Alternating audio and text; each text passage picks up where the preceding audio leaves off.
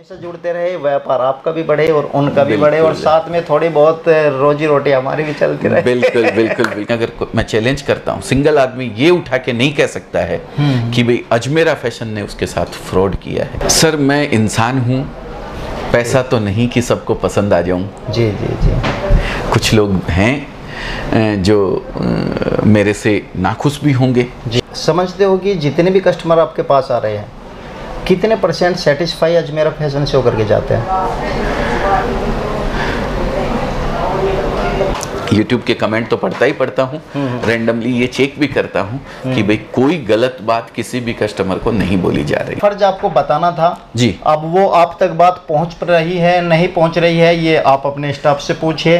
तो उसके लिए एक पैसा नुकसान व्यापारी का नहीं होने दूंगा, इतना मेरा चैलेंज है। वो आप चाहे कभी भी ला के दीजिए मुझे, 6 महीने बाद, साल भर बाद या कुछ भी। कहते हैं कि परिंदों को कोई शिक्षा नहीं देता उड़ान की, परिंदों को कोई शिक्षा नहीं देता उड़ान की, मगर फिर भी अपनी हौसलों से नाप लेते हैं ऊंचाई आसमान की। दोस्तों नमस्कार, मैं हूं प्रहलाद सिंह, आप देख रहे हैं आपका अपना YouTube चैनल तेजस व्लॉग। आज मैं आपको एक ऐसे बड़े businessman, business minded, business adviser के साथ मुलाकात कराने के लिए जा रहा हूं, जिन्होंने ज़मीन से उठ कर के आसमान की बुलंदियों को छुआ है। मैं स्वागत करता हूं आपके अपने चैनल पर।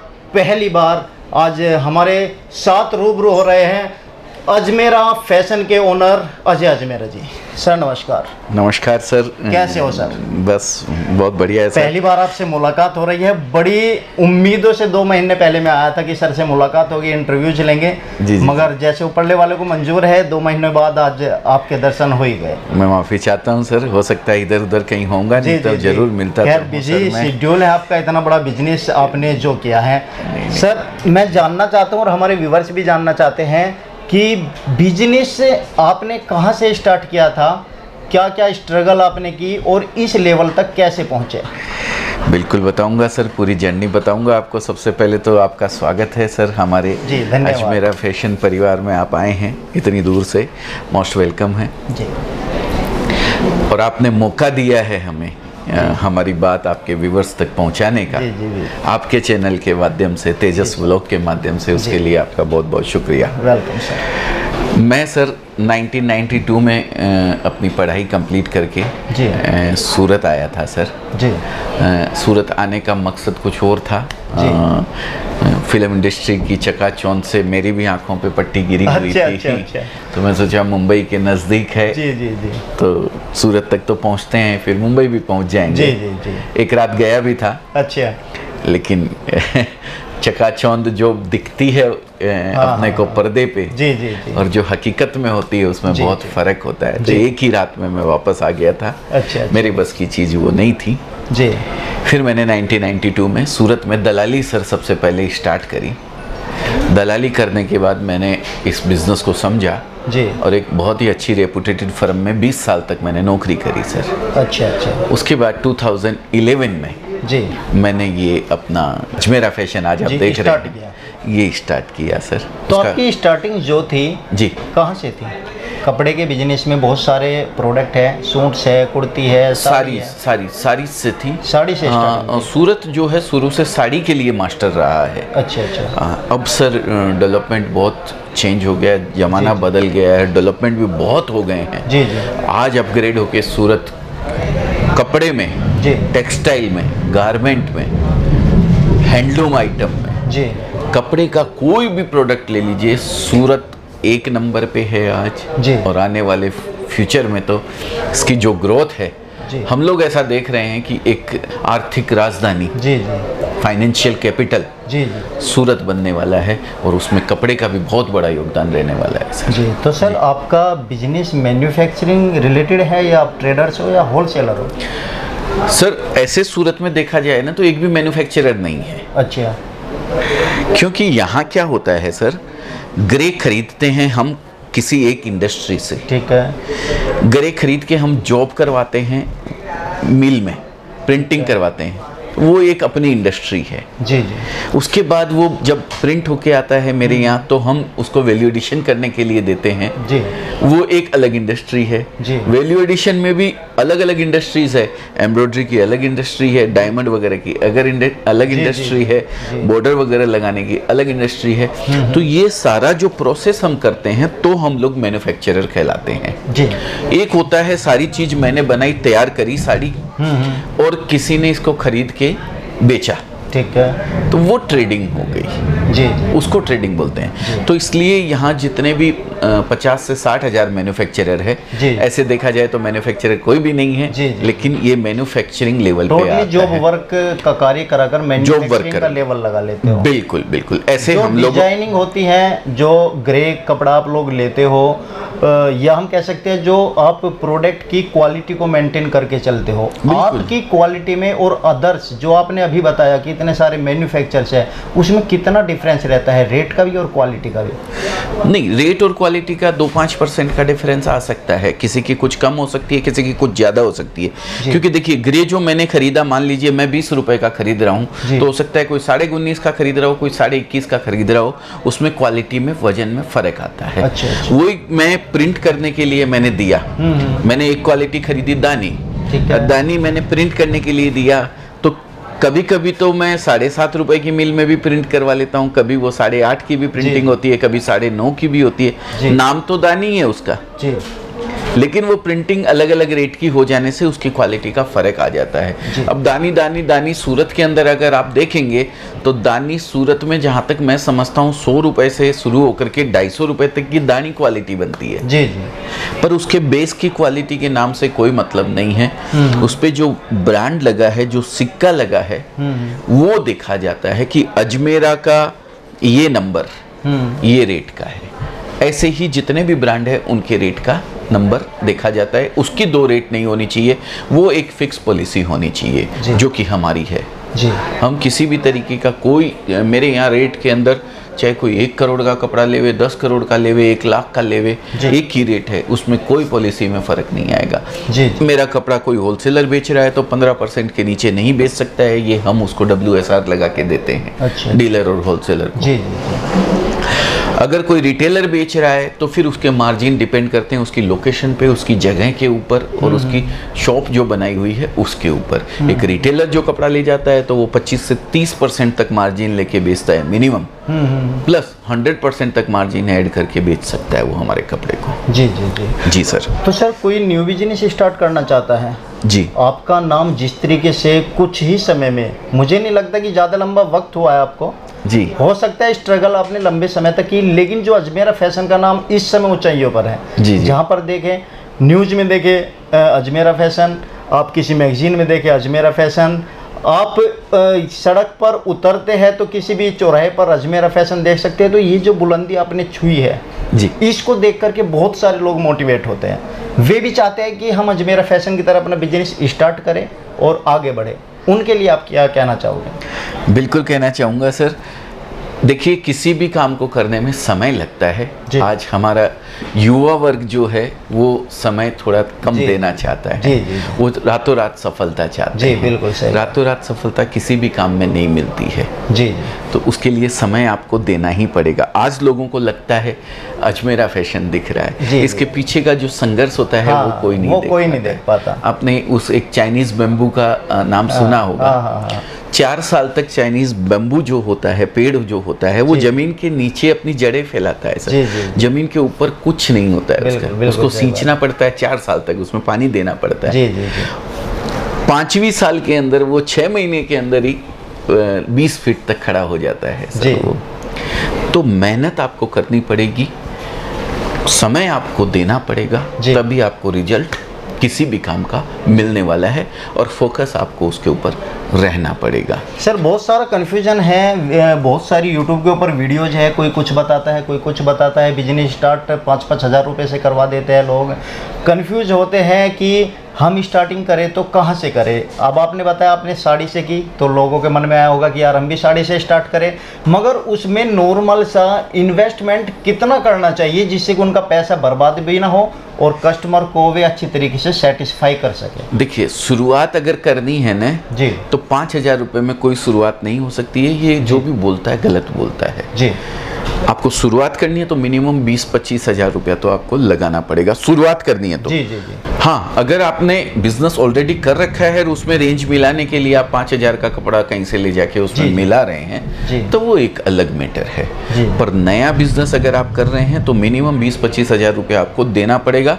और वो भी नया बिजनेस कब 20-25 हज़ार में होगा? जब आप उसको घर से शुरुआत कर रहे हैं। अच्छा अच्छा। अगर आप शॉप करना चाह रहे हैं तो फिर 20-25 हज़ार 30 हज़ार में कुछ नहीं होगा। तो कितना उसके लिए वो शॉप पे डिपेंड करेगा, कितनी बड़ी शॉप ले रहे हैं आप, क्या क्या आइटम वहाँ रखना चाहते हैं।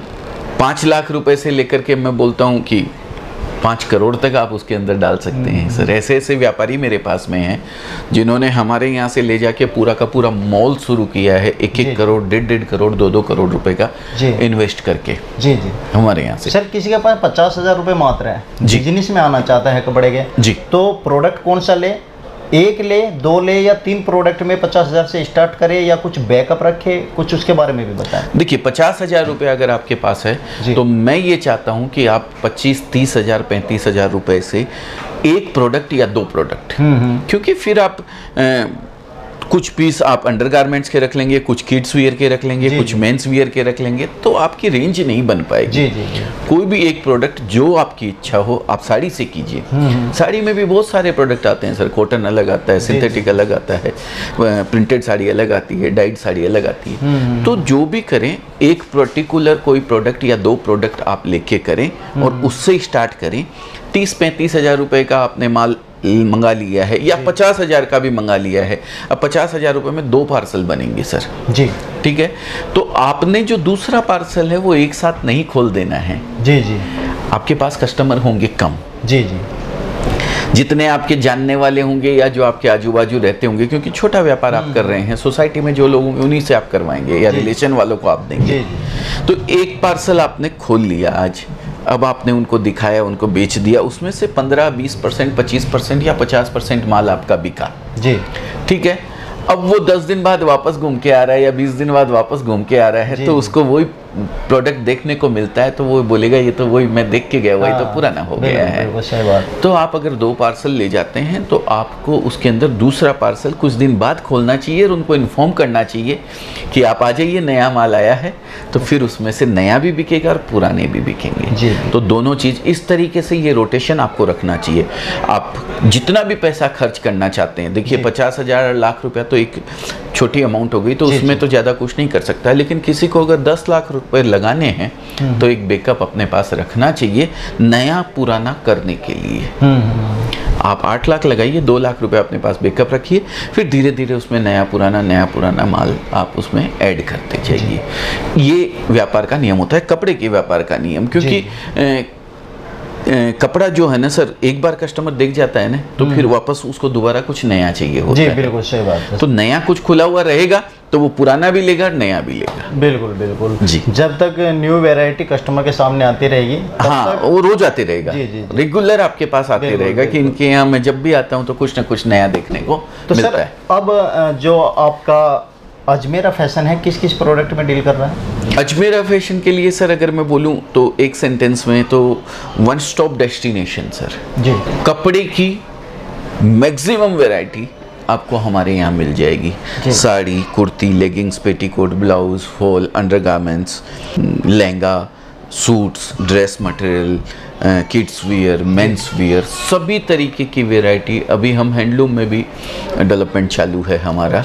जो कर्टन्स आते हैं, जो पर्दे लगते हैं और बेडशीट आती है बिछाने की, वो सब भी हम लोग दे रहे हैं सर। तो एक छत के नीचे एक रिटेलर को पूरा सामान मिले, ऐसी व्यवस्था हम लोगों ने करके रखी हुई है सर। जैसे कोई प्रोडक्ट आपसे लेकर के जाता है, सपोज कीजिए 20,000 का प्रोडक्ट लेकर के गया, जो प्रोडक्ट आपने दिया उनमें कुछ कट पीस निकल जाता है या कोई डिफेक्ट निकल जाता है तो एक सिंगल पीस भी वापसी हो जाता है? सर देखिए, अगर डैमेज है, हमारी कोई भी गलती है सर, जी जी, तो उसके लिए एक पैसा नुकसान व्यापारी का नहीं होने दूंगा, इतना मेरा चैलेंज है। वो आप चाहे कभी भी ला के दीजिए मुझे, 6 महीने बाद, साल भर बाद, या कुछ भी डैमेज है अगर, तो वो मेरे सर माथे है, उसके लिए नुकसान नहीं होने दूंगा। बाकी देखिए कपड़ा जैसा कि मैंने बताया, नया पुराना करते रहना पड़ेगा आपको, तो कंटिन्यू बिकते रहेगा पुराना माल भी और नया माल भी। बाकी डैमेज वगैरह के लिए कोई टेंशन नहीं है सर। तो सर जो सूरत में और सारे होलसेलर्स मैन्युफैक्चरर्स है, आप ही के पास स्पेशल कस्टमर क्यों आए? उन लोगों को छोड़कर क्या स्पेशलिटी आप कस्टमर को दे रहे हो? सबसे बड़ी फैसिलिटी सूरत के अंदर एक सिस्टम है, रिटेलर को यहाँ कोई नहीं देता है जी। रिटेलर को यहाँ पे डीलर और जो होलसेलर होते हैं ना, वो देने नहीं देते हैं। वो बोलते हैं जब मेरे गांव के रिटेलर को तुम कपड़ा दे दोगे और उसी रेट में दे दोगे जिस रेट में तुम मेरे को दे रहे हो, तो फिर मैं किसको बेचूंगा जी। इस वजह से सूरत के अंदर कोई भी मैन्युफैक्चरर एक रिटेलर को या कोई नया बिजनेस करने वाला है उसको कपड़ा नहीं देता है। इस चक्कर में हमारे भी बहुत सारे डीलर नाराज हुए, बहुत सारे होलसेलर्स नाराज हुए, लेकिन हमारा मोटो ही यही था, हमारा विज़न यही था, हमारा मिशन यही था कि एक महिला जो किसी गांव देहात के अंदर बैठी हुई है वो कैसे अपना बिजनेस, खुद का बिजनेस कम से कम अमाउंट में कर सकती है। हम उस विज़न को लेके चले थे और हम उस विज़न पे काम कर रहे हैं। तो आज हमारे साथ 70,000 से ज़्यादा रिटेलर तो जुड़े हुए हैं ही हैं, साथ में होलसेलर और डीलर को भी मजबूरी में कपड़ा ले जाना पड़ता है, क्योंकि एक रिटेलर मेरे यहाँ कितनी बार साल में आएगा या कितनी बार ले जाएगा यहाँ से, उसको जब थोड़ी चीज़ की ज़रूरत होती है वो तो अजमेरा का मांगते हुए जाता है होलसेलर के यहाँ, तो उसको मजबूरी में रखना पड़ता है होलसेलर और डीलर को भी जी। तो सर दुकान तो खोल लेते हैं लोग, वीडियोज़ देख करके एक बार चाहे कैसे भी इकट्ठा करें, 20,000 30 50 जो भी इकट्ठा करके ले जाते हैं माल। मेन समस्या आती है कि कस्टमर को डील कैसे करें, उस माल को कैसे बेचे। आपका बहुत बड़ा एक्सपीरियंस है, आप काफ़ी कस्टमर को डील करते हो डेली, तो नए दुकानदारों के लिए बताइए कुछ टिप्स ऐसी जो कस्टमर उनकी शॉप से वापसी ना जाए। देखिए कोई भी सेल, चाहे कपड़े की हो चाहे किसी भी तरीके की हो, दुनिया में सेल सबसे बड़ा एक पॉइंट है सर जी। ये सेल तब होती है जब किसी सामने वाले की, जो आपका ग्राहक है, उसकी समस्या को आपने इस ढंग से सॉल्व कर दिया कि कोई दूसरा ना कर सके जी। अगर ये आप थिंकिंग रख के कपड़ा बेचेंगे, मैं मेरे रिटेलर की समस्या को दूर करता हूँ, मैं मेरे होलसेलर की समस्या को दूर करता हूँ, मैं मेरे डीलर की समस्या को सॉल्व करता हूँ, ये सोच के कपड़ा उनको देता हूँ कि मैं कपड़ा यहाँ नहीं बेच रहा हूँ, ये कपड़ा जाके सामने वाले की दुकान में बिके जी, तब मेरा बिका हुआ माना जाएगा जी। तो ये आप अपने कस्टमर के लिए क्या कर सकते हैं, किस एरिया में रहते हैं, उसकी समस्या को सॉल्व कर दीजिए। ये एक सबसे बड़ा पॉइंट है। और आजकल तरीके सेल करने के बहुत हो गए हैं सर। ऑनलाइन आप सेल कर सकते हो जी, आप व्हाट्सएप के थ्रू सेल कर सकते हो, आप फेसबुक के थ्रू सेल कर सकते हो, बहुत सारे तरीके हैं। छोटे छोटे पंपलेट बांट के सेल कर सकते हो। बस ये देखिए कि आप अपने ग्राहक का किस तरीके से ज़्यादा बढ़िया उसको चीज़ प्रोवाइड करवा सकते हो, उसका ज़्यादा से ज़्यादा ध्यान रख के आप उसको कोई आपके यहाँ से माल लेकर के जाता है तो मिनिमम सा मार्जिन आपके यहाँ पर जो नए दुकानदार है कैसे सेट कर सकते हो और कितना कर सकते हैं? देखिए हमारे कपड़े के अंदर अगर आप घर से बिजनेस कर रहे हैं जी, तो 20 से 25% एक रिटेलर का मार्जिन होता है, वो आप आराम से ले सकते हैं, कोई नहीं रोक सकता है, क्योंकि आपके खर्चे नहीं है सर जी। दूसरी चीज़, अगर आप कोई शोरूम कर रखे हैं, कोई बड़ी शॉप कर रखे हैं, अच्छा बढ़िया डेकोरेशन वगैरह कर रखा है, तो वहाँ 100% तक मार्जिन लेके आप कपड़ा हमारा अब बेच सकते हो। अब इसके अंदर भी प्रोडक्ट वाइज थोड़ी रेट रहती है, एरिया वाइज थोड़ी रेट रहती है। जैसे किड्स वियर वगैरह है या लहंगा वगैरह है, इनमें सर 300-400% तक ऐड करके कपड़ा बिक जाता है। हम 25% से 30% एक रिटेलर आराम से कमा सकता है, और होलसेलर का मार्जिन जो रहता है सर 10% 15% इस तरीके से मार्जिन रहता है जी जी। उतना मार्जिन तो ये तो नए कस्टमर के लिए बात होगी, मगर उनसे पहले उनके पड़ोस में पुराने दुकानदार होते हैं जी, वे मुझे लगता है शायद 30-40% 50% लेते होंगे। नया बिजनेसमैन सोचता है कि हम और सस्ता दें जी, और सस्ता लेने के लिए आप जैसे होलसेलर मैन्युफैक्चरर्स को भी ढूंढता है। हाँ हाँ। अब उनसे कंपटीशन करना है जी, तो वो किस बेस पे करे, रेट कैसे करे जो उसकी दुकान का कस्टमर भी उसके पास खींचा चला है? सर एक रिटेलर अगर नई दुकान कर रहा है अजमेरा फैशन से ले जाके ना जी, तो वो जिस रेट में जी एक रिटेलर जी वहाँ पे खरीदता है, जी जी उस रेट में ही हमारा जो रिटेलर है जो हमसे कपड़ा लेके गया डायरेक्ट, वो वहाँ उस रेट में बेच के कमा भी लेगा सर। जी जी जी। इतना तो बड़ा इतना मार्जिन का फर्क आ जाता है, क्योंकि कोई भी वहाँ अगर खरीद के कपड़ा बेचेगा तो सर उसको कमाई सामने वाला रखेगा ही रखेगा, होलसेलर और डीलर है वो। बिल्कुल बिल्कुल। तो वो ऐड करके जब वो खरीदेगा तो मेरे यहाँ से जो डायरेक्ट ले गया है वो तो उस कपड़े को और सस्ता बेच सकता है। बिल्कुल सही बात। तो ये कंपटीशन तो नड़ने वाला है ही नहीं। जी जी। तो सर 3 तरह के बिजनेस कपड़ों में होते हैं, एक मैन्युफैक्चरिंग जैसे आप जो वर्क करके बता रहे हो जी, एक होलसेलर और एक रिटेलर जी। तीनों में कौन सा बेस्ट है जिसमें अच्छा मार्जिन हो और शुरू करने के बाद पीछे ना हटना पड़े? देखिए मैन्युफैक्चरिंग की जो लाइन है वो जो हम लोगों वाली लाइन है जी, ये लाइन है, इसके अंदर आपको पैसे की ज़रूरत बहुत ज़्यादा पड़ती है जी।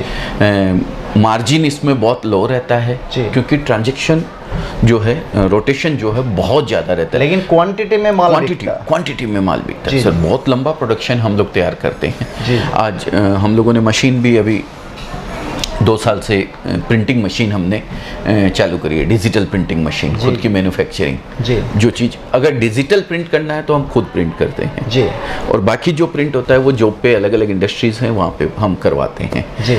तो ये हो गया मैन्युफैक्चरिंग लेवल। इसके बाद आता है होलसेल लेवल। होलसेल लेवल में मार्जिन मैन्युफैक्चरिंग से थोड़ा सा ज़्यादा होता है जी, लेकिन उसके अंदर भी टर्नओवर मैन्युफैक्चरिंग से थोड़ा कम हो जाता है जी। लेकिन रिटेलर का मार्जिन जो है बहुत ज़बरदस्त रहता है, उसमें मार्जिन की कोई सीमा नहीं रहती है। डिपेंड करता है आपने कहाँ शॉप और किस तरीके की शॉप बना रखी है, क्या रेंज वगैरह आप रखते हैं, कैसा कलेक्शन आप रखते हैं। तो रिटेल का कोई जोड़ा नहीं होता है, रिटेल सबसे बेस्ट है। आज इतनी बड़ी बड़ी कंपनियां हैं डायरेक्ट सेलिंग के अंदर आ रही है सर। रिलायंस खुद जी जी सब्जी बाजी बेच रहा है, बताइए मैं और ज़्यादा क्या बात करूं। सही बात है सर। डायरेक्ट कंज्यूमर को आप डील करते हैं, उससे बड़ा जोड़ा कोई नहीं होता है। हमने अपना खुद का लखनऊ में रिटेल आउटलेट चालू किया है सर, फ्रेंचाइजी बतौर जी जी। 5000 स्क्वायर फीट का पूरा 5 माले का शोरूम बनाया है जी हमने। वो फ्रेंचाइजी के बतौर हम लोग देंगे आने वाले समय में आपके थ्रू। हम अपनी फ्रेंचाइजी स्टार्ट कर दी है आपने, शहरों में अलग अलग ओपन होगी? बिल्कुल, अभी लखनऊ में खाली चालू हुआ है तो उसकी कुछ डिटेल वगैरह? पहला स्टोर है वो हम देंगे पूरी जानकारी, अभी आगे प्रोसेस में है। वो खुद हमने ओन अपने ऊपर रखा है। हम ये देखना चाह रहे हैं कि क्या हर्डल्स आते हैं, क्या दिक्कतें आती हैं फ्रेंचाइजी स्टोर्स करने में, क्योंकि नाम सर वहाँ हमारा लग जाता है। सही बात है जी। नाम बनाना बड़ा मुश्किल होता है, मगर एक बार भी लोगों का विश्वास हट गया तो उसको मेंटेन करना बहुत जरूरी चीज होता है सर। सर कस्टमर ये चाहता है कि हमें अच्छा मिले और सस्ता मिले, और यदि इन फ्यूचर 6 महीने तक हमारे पास माल रखा रहे तो और वो माल ना बिके, डिजाइन आउट होने लगे तो एक्सचेंज हो जाता है? नहीं सर, जैसा कि मैंने पहले आपके एक सवाल आपने पूछा था तो बताया था, मैं वापस उसको दोहराना चाहूँगा जी। अगर हमारी गलती है, कोई डैमेज है या कुछ भी किसी भी मिस्टेक की वजह से हमारे यहाँ से कुछ गलत आपको गया है तो वो हमारा है, उसके लिए आपको एक पैसे का नुकसान नहीं होगा जी। लेकिन कुछ माल बच जाता है तो जैसा कि मैंने बताया नया पुराना आपको करते रहना पड़ेगा। उसके बाद भी 6 महीने तक आपको कोई कपड़ा नहीं बिका, 3-4 बार आपने कपड़ा मंगा लिया तो उसके लिए क्या होता है सर, आप देखते हैं सब जितने भी बड़े बड़े स्टोर्स हैं सेल निकालते हैं। सही बात। 26 जनवरी की सेल, 15 अगस्त की सेल, राखी की सेल, मानसून की सेल, गर्मी की सेल, सब अलग अलग तरीके के वो तरीके हैं सर डेड स्टॉक निकालने का। उसमें आपके घर से कुछ नहीं जाने वाला है जी जी जी। आप 100 पीस लेके गए, 10 पीस आपके नहीं बिकते हैं, ऐसे हो गए हैं जी जी। वो 10 पीस आप कॉस्ट टू कॉस्ट बेच दीजिए साहब जी, उसको किसी भी तरीके से डिस्काउंट कर दीजिए, 2 पे 1 फ्री कर दीजिए, आपके घर में आपका पैसा आ जाना चाहिए बस। वैसा करके आप निकाल दीजिए, आपका माल चला गया, आपको कोई नुकसान नहीं हुआ, 90 पीस में आपने कमा लिया।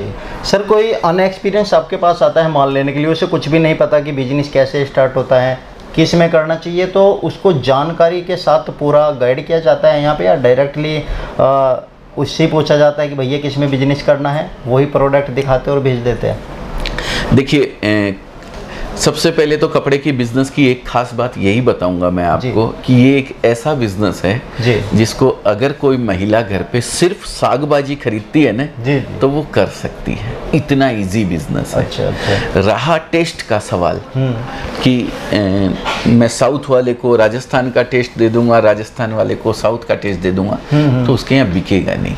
वो हम लोग गाइड करते हैं उसको कि भाई आप अगर साउथ के केरला स्टेट के अंदर बैठे हो तो आपके पास रेड मैरून कम बिकेगा, फैंसी चीज़ें आपके पास ज़्यादा बिकने वाली है। आप यूपी बिहार में बैठे हो तो देहाती पैटर्न वाले आइटम ज़्यादा बिकते हैं, रेड मैरून पीला ये सब कलर ज़्यादा। आप बालाघाट और गोंदिया के पास में बैठे हो महाराष्ट्र के अंदर तो वहाँ शादी ब्याह में भी ग्रीन कलर चलता है सर, ये ग्रीन कलर की साड़ी दी जाती है। तो ये वेरिएशन जो है अलग अलग स्टेट का, अलग अलग क्षेत्र का, वो हम लोग गाइड करते हैं कि भाई ये चीज़ आपके यहाँ बिकेगी और ये चीज आपके यहाँ नहीं बिकेगी। अगर सर गलत चीज मैं दे दूंगा मेरे कस्टमर को तो मेरा नुकसान है, उसका नुकसान कम है। वो तो एक बार नहीं आया दोबारा जिंदगी में नहीं आएगा। सही बात। तो अगर कस्टमर को रिपीट बुलाना है तो मुझे उसको वैसी चीज देनी पड़ेगी जो जाके वो बेचे तो बिक जाए, 2 पैसा उसको मिले। तो ये चीज का हम लोग खास ख्याल रखते हैं। इसके साथ लैंग्वेज का भी हम लोग ख्याल रखते हैं कि जो सामने वाला, जैसे 10-12 स्टेट ऐसे हैं अपने इंडिया में जहाँ हिंदी थोड़ा कम चलता है, बाकी स्टेट में तो हिंदी चल जाती है। जैसे साउथ के 5 स्टेट है, कन्नड़ है, तमिल है, मलयालम है, तो वहाँ के अलग अलग लैंग्वेज के बंदे भी हैं जो फ़ोन पे भी आपसे उसी भाषा में बात करेंगे, और अगर आप यहाँ आते हैं तो आपके साथ भी उसी भाषा को डील करने वाला, उस भाषा को बोलने वाला बंदा साथ में रहेगा। जी सर, एक बात बताइए, क्या आपको अपने आउटलेट पर जितने भी कस्टमर आते हैं उन सब की जानकारी है? क्या वे आपके सेल्समैन से, आपके एग्जीक्यूटिव से या आपके स्टाफ से सेटिस्फाई है? क्या आपको पता है? मैं रेंडमली सर कोशिश करता हूँ मिलने की, क्योंकि दिन में 100 से 125 कस्टमर आते हैं, सबसे तो मैं नहीं मिल पाता हूँ। नए जो आते हैं उनसे कोशिश करता हूँ कि दिन में 5 से 7 कस्टमर से मैं मिलता हूँ रेंडमली। और अगर कोई कस्टमर बोलता है कि मुझे अजय सर से मिलना है तो मैं ज़रूर बोलता हूँ कि ठीक है, उनको लेके आओ और मिलाओ, क्योंकि तो आप समझते हो कि जितने भी कस्टमर आपके पास आ रहे हैं कितने % सेटिस्फाई अजमेरा फैशन से होकर के जाते हैं? सर मैं इंसान हूँ, पैसा तो नहीं कि सबको पसंद आ जाऊं। जी। कुछ लोग हैं जो मेरे से नाखुश भी होंगे, शायद सबको खुश पर कर पाऊं ऐसा तो मैं अपने आप को नहीं बोलूँगा, लेकिन कोशिश हम पूरी करते हैं। अगर मेरे पास कोई कंप्लेन आ गई है किसी कस्टमर की कि मेरे साथ ऐसा कुछ हुआ या मेरा कोई आइटम ऐसे गलत आ गया या कुछ ऐसा हुआ, वो तकलीफ़ उसको नहीं आने देंगे। ये मेरा चैलेंज है। हम जो प्रोसेस बनाते हैं, हम कोई भी देखिए आजकल एक सिस्टम हो गया है अपग्रेडेशन का। मोबाइल भी आज खरीदते हैं तो रोज़ उसके अंदर है 7वें दिन 10वें दिन अपग्रेड का। मैं पेट में से सीख के नहीं आया हूँ, मेरे कस्टमर ही मुझे आके सारी चीज़ें बताते हैं और मैं अपने आप को उसी के हिसाब से अपग्रेड करते जाता हूँ। कोशिश करते हैं हम कि इतनी दूर से कोई कस्टमर हमारे ऊपर विश्वास करके यहाँ पे आया है तो उसके साथ कुछ ऐसा गलत बिल्कुल भी नहीं हो जाए। और ईश्वर से साथ में ये भी प्रार्थना करता हूँ कि किसी के लिए भी कोई गलत विचार भी मन में नहीं आ जाए सर, इस तरीके के भाव रखता हूँ। और ऊपर वाले ने बहुत धन्यवाद करता हूँ ऊपर वाले को कि आज तक कभी ऐसा नहीं हुआ है कि मेरे मन में किसी के प्रति कोई गलत करने की इच्छा या विचार आया हो, ऐसा बिल्कुल नहीं है सर। देखिए सर, मैं क्लियरली आपको बताता हूँ, मैं जहाँ पर वीडियो बनाने के लिए जाता हूँ पहले सर्च करता हूँ। मैंने आपकी वीडियोस अदर चैनल पे भी सर्च की, उनके कमेंट्स पढ़े, इसी बात को लेकर मैंने आपसे ये क्वेश्चन किया। मुझे लगता है कि कस्टमर जो यहाँ पर आता है, वैसे तो सभी कमेंट्स अच्छे आते हैं आपके, मगर कुछ है कमेंट्स जो नेगेटिव लिखते हैं जी, उनको आप क्या कहना चाहेंगे? वे आपके हेटर्स हैं, आपके कस्टमर है, या आपसे अनसेटिस्फाई होकर के कमेंट्स कर रहे हैं? आपका क्या मानना है उनके बारे में? बिल्कुल, फर्ज आपको बताना था जी। अब वो आप तक बात पहुंच रही है नहीं पहुंच रही है, ये आप अपने स्टाफ से पूछिए। कमेंट अगर 1 लाख कमेंट होंगे जी, तो उसके अंदर आपको, जैसा कि आप कह रहे हैं कि कुछ परसेंटेज ऐसे हैं जो कि सेटिस्फाइड नहीं है जी कमेंट में। जी जी कमेंट की बात में ऐसा मैं आपको जवाब दूंगा, जितने कमेंट करते हैं वो सब मेरे यहाँ आते नहीं हैं जी, पहली चीज जी परसेंटेज कम हो गया। जी, दूसरी चीज, कमेंट करने वाले किसी पे भी रोक नहीं है सर। जी बिल्कुल सही बात। मेरे कंपटीशन के अंदर 1000 लोग हैं जो नीचे कमेंट करते हैं। जी, मैं कमेंट करने वाले को सीधा नीचे रिप्लाई करवाता हूँ, आपके साथ क्या गलत हुआ है वो आप नीचे लिखिए, अपना नंबर लिखिए नीचे जी, और भेजिए जी, कि मेरे साथ ये तकलीफ हुई है। खाली कमेंट में लिख देने से मैं यहाँ गया मेरे साथ गलत हो गया, मैं नहीं मान सकता। जी, आज 30 साल का इतिहास है सर हमारा इस बिजनेस से जुड़े हुए। एक सिंगल आदमी, अगर मैं चैलेंज करता हूँ, सिंगल आदमी ये उठा के नहीं कह सकता है कि भाई अजमेरा फैशन ने उसके साथ फ्रॉड किया है। इतना गलती मेरे से हो सकती है, मेरे बच्चों से हो सकती है, मैं भगवान नहीं हूँ, और गलती तो भगवान से भी होती है, श्री राम जी से भी गलती हुई। बिल्कुल बिल्कुल सही बात, बिल्कुल सही तो बात। गलती मेरे से हो सकती है, मैं ये नहीं कहता हूँ कि नहीं हो सकती है। जी, जी। अगर हमारी गलती है तो आप हमें बताइए। जी जी, हम अपनी गलती एक्सेप्ट करने की पूरी कुवत रखते हैं और करते हैं उसको। अगर गलती है तो हमारी, उसके लिए एक पैसा आपका नुकसान नहीं होने दूंगा, इतना मेरा चैलेंज है। कमेंट में जो आप पढ़ते हैं सर, उसके अंदर बहुत सारे फ्रॉड कमेंट होते हैं, बहुत सारे फॉल्स कमेंट होते हैं, बहुत सारे सही कमेंट भी हेटर्स भी होंगे आप। हाँ होंगे, हेटर्स भी होंगे सर। मैं किसी के बारे में कुछ भी नहीं बोल सकता हूँ, लेकिन मैं इतना बोल सकता हूँ, हेटर्स में भी सर कई लोग कमेंट करके कंप्लेन कर देते हैं, मैंने फोन किया, फोन उठाया नहीं। अब ये भी नेगेटिव कमेंट हो गया सर। तो 24 आवर्स ऑफिस नहीं चालू रहता है, सुबह 9 बजे से शाम को 6:30 बजे तक हमारा ऑफिस चालू रहता है। जी, जी। बच्चे संभालते हैं पूरा, और उसमें पूरी कोशिश करते हैं कि भाई उसके बाद के भी जो कॉल आते हैं उन पे भी जवाब दिया जाता है। आप माल ले गए आज मेरे यहाँ से, आप माल ले गए, आपको माल मिला, आपने वहाँ से कोई क्वेश्चन आपके जनरेट हुआ मन के अंदर कि मैं ये कर रहा हूँ, सीधा आपने फ़ोन किया, एक बार फ़ोन नहीं उठा, आपने सीधा यूट्यूब में कमेंट कर दिया कि मेरे साथ पैसा लेने के बाद मेरा फ़ोन ही नहीं आया। तो ये नेगेटिव कमेंट इस तरीके के आ सकते हैं। ऐसे कमेंट्स में अगर किसी भी तरीके की कोई तकलीफ है आपको, आप कमेंट में मत लिखिए, फ़ोन कीजिए, कमेंट में लिखिए, कोई दिक्कत नहीं है। आप बताइए कि ये दिक्कत आई है। खाली कमेंट करके छोड़ देंगे मेरे साथ ये हुआ, फ्रॉड हुआ, मैं नहीं मानने वाला हूँ, क्योंकि वो कमेंट जेन्युइन कमेंट नहीं होते हैं। बिल्कुल हो सकता है ऐसा। और दोस्तों मैं आपको बता देता हूँ, सर ने क्लियर किया है, यदि किसी तरह की प्रॉब्लम आपको होती है, क्योंकि बहुत सारे मैसेज हमारे पास भी आते हैं, उन्हीं मैसेज का जवाब सर ने आपको दे दिया। आप डायरेक्ट अजमेरा फैशन पर आइए, माल आप लेकर के जाते हो, 20-30 हज़ार आपकी मेहनत की कमाई है।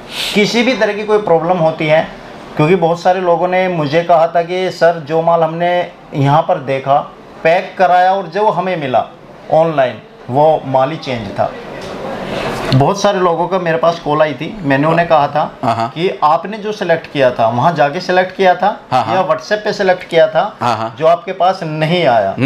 कुछ ने कहा कि हमने जो उनकी ऑनलाइन टीम होती है व्हाट्सएप मंगाया, जो कलर हमने सिलेक्ट किया उसमें और जो माल आया उसमें बहुत अंतर होता है। मैंने उन्हें समझाया, व्हाट्सएप पे जब फोटोज खींचे जाते हैं बहुत क्लियर करके, जैसे एक मॉडलिंग कराई जाती है, इस तरह से फोटोज होते हैं, जो ओरिजिनल आता है उसमें थोड़ा सा डिफरेंस आ जाता है। में भी हो सकता है डिफरेंस, हल्का फुल्का डिफरेंस। कोशिश हम पूरी करते हैं कि कंप्यूटर, जैसे अभी आपने ये शर्ट पहन रखा है सर, मैं इसकी फोटो खींचता हूँ ना कैमरे के अंदर, तो ये शर्ट थोड़ा सा कुछ और कलर का दिखता है, तो फिर उसको एडिट किया जाता है। हम सिमिलर कलर उसको करने की, ये डिपार्टमेंट होता है पूरा, उसको सिमिलर करने की पूरी कोशिश करते हैं सर। तो इस तरीके का कोई भी जो कलर डिफरेंस का हल्का फुल्का 20-21 का फर्क हो सकता है, माइनर फर्क। बाकी डिजाइन आपकी बदल के दे दी गई है, वो नहीं, फैब्रिक जो उसमें लिखा तो सेम वो ही लिखा रहेगा, वही जाएगा जो लिखा रहेगा। उसके अलावा जाने का कोई काम ही नहीं है। एक सवाल और आपने मेरे से पूछा था, उसका भी मैं जवाब देना चाहूंगा। आपने कहा था कि अभी एक कस्टमर कंप्लेन कर रहा था कि हम 4 लोग बाहर से आए हैं। जी जी जी सर, एक सिस्टम बना रखा है, कोई बिजनेस करता है ना सर जी, हम लोग किसको देते हैं कपड़ा? सिर्फ बिजनेस करने वाले को। जी जी जी। मैं होम यूज़ वाले को कपड़ा नहीं देता हूँ सर। और बिजनेस करने वाला कोई भी जो आएगा ना सर जी, तो वो 1 या 2 आदमी ही आएंगे जी, पूरा परिवार खरीदने के लिए नहीं आता है। हमारे यहाँ ऐसा हो जाता है कि 12-12, 15-15 लोग आ जाते हैं कि हमको हाँ बिजनेस करने के लिए खरीदना है, और वो सब फिर ऊपर जाने की जिद करते हैं। सर बच्चे कैसे अटेंड कर पाएंगे, मुझे एक बात बताइए। सर ऐसा होता है कि किसी ने 2 बंदों ने पार्टनरशिप की, एक बंदा अपने साथ एक बंदे को लेकर आया, दूसरा बंदा दूसरे बंदे, 4 बंदे हो जाते हैं। बराबर तो है। कम से कम कभी इमरजेंसी में कोई बंदा कहता है कि हम पार्टनरशिप में कर रहे हैं, हाँ, ये अगर एक्सक्यूज देंगे, हाँ एक्सक्यूज देंगे तो जरूर सर सुनवाई होगी। हाँ, तो वो ऐसा वही बात उन्होंने वहाँ पे बताई थी, वही सुन के मैंने आपको बताया। नहीं, ये चीज बताई नहीं होगी, नहीं तो मेरा बंदा उनको जाने ही नहीं देता। ये चीज उन्होंने क्लियर नहीं किया होगा। मैं एक्चुअली आधे सीट से पीछे बैठा था, तो मुझे कुछ ऐसा ही महसूस हुआ कि उन्होंने ऐसा ही बताया है। अच्छा, हो सकता है कि मेरे सुनने में कमी रही हो, लेकिन मुझे जो एहसास हुआ उनके बात करने से। जी बिल्कुल, आपकी सही बात है। एक बार आप ही का बेनिफिट है, कोई बंदा इतनी दूर से आ रहा है। देखिए, कस्टमर कहीं से भी आया है सर, उसमें अपना बेनिफिट या मैं ये सब चीजें देखता ना सर, तो मेरा होलसेल में कपड़ा खूब बिकता है सर। जी जी। एक व्यापारी आता है जी, 1 घंटे बैठ के वो कम से कम 50,000, 5,000, 2,000, 3,000 साड़ी या लेके जाता था। ठीक है। जी जी जी। एक लड़का उसको डील करने में लगता था, उसके बाद फिर माल पैक होते रहता है उसका। ये होलसेलर का सिस्टम होता है। अगर मैं अपना बेनिफिट देखता तो खाली वही करते रहता। मैं जिंदगी में कभी एक रिटेलर को अपने यहाँ नहीं बुलाता, जिंदगी में। जी।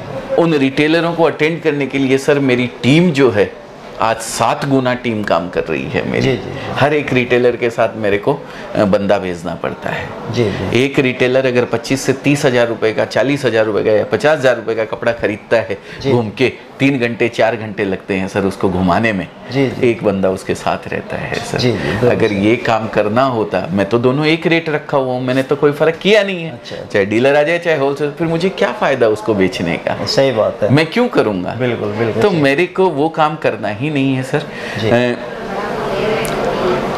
अगर ये चीज मैं देखता तो जिंदगी में कभी रिटेलर के लिए ये काम नहीं कर पाता। जी जी। पर मेरे को तो लोगों को बिजनेस करवाना है।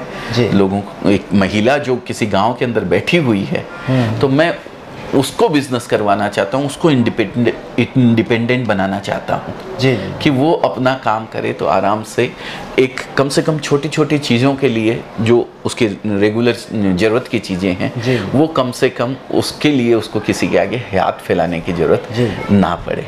तो सर अगर ऐसा मैं करता हूँ तो मैं कस्टमर को वापस क्यों भेजूंगा। जी जी जी। और फिर भी अगर आप चाहते हैं तो मैं ज़रूर उस बंदे को बुलाऊं और अभी आपके सामने उसको क्लियर करवाऊंगा कि भाई वीडियो में जी जी। आप बोलेंगे तो मैं वीडियो में ही उसको बुला के क्लियर करता हूं कि ऐसा। मैं ऐसा बिल्कुल नहीं चाहता। जी जी। क्योंकि कल को मैं आऊं, आपका स्टाफ मुझे और दूसरी नजरों से देखे, मैं ऐसा बिल्कुल नहीं चाहता। नहीं, ऐसा करते नहीं सर। मेरे बच्चे इतने एक्सपर्ट हैं। और सबसे बड़ी चीज हमारा क्या है, हर 4 लेवल पे एक आदमी ऊपर मैनेजर लेवल का आ जाता है। जी जी। फिर उन 4 मैनेजर लेवल के ऊपर एक और दूसरा मैनेजर आ जाता है। जी जी जी। और रेंडमली हम चेक करते रहते हैं कि कोई तकलीफ नहीं होती है। आपने मेरे से एक सवाल पूछा था, आप कस्टमर के सब फोन अटेंड करते हैं क्या या नहीं करते हैं। आप सुन, तो हमारे यहाँ रिकॉर्डिंग होती है सर, एक फोन की रिकॉर्डिंग होती है। और हमारा मैनेजर्स जो हैं, उनके ऊपर जो मैनेजर है, टीम लीडर है, पहले टीम लीडर सुनता है रेंडमली, पूरे दिन के नहीं सुनता है, 10 कॉल निकाल के उसमें से रेंडमली सुन लेता है टीम लीडर। अगर कोई गलत बात मिलती है तो वो उसको तुरंत इमीडिएट उस पर एक्शन होता है। टीम लीडर ने जो सुने हैं उसमें से मैनेजर उसके ऊपर के रेंडमली 10 कॉल निकाल के डेली सुनता है। और उसके बाद भी बीच बीच में मैं YouTube के कमेंट तो पढ़ता ही पढ़ता हूँ, रेंडमली ये चेक भी करता हूँ कि भाई कोई गलत बात किसी भी कस्टमर को नहीं बोली जा रही है। ये चीज़ का खास ख्याल रखते हैं सर। जी।